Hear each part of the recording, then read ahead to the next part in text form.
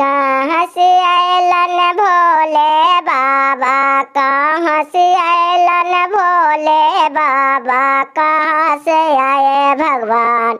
बन में बाजेला बांसुलिया, शिवाजी के टूटलन ध्यान।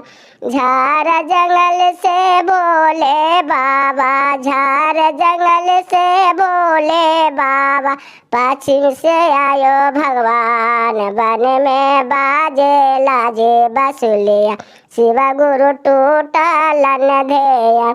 कहम उतरथिन भोले बाबा, कहम उतरथिन भोले बाबा, कमा उतरन भगवान। बन में बाजे लाजे बांसुलिया, शिवा गुरु टूटलन ध्येय।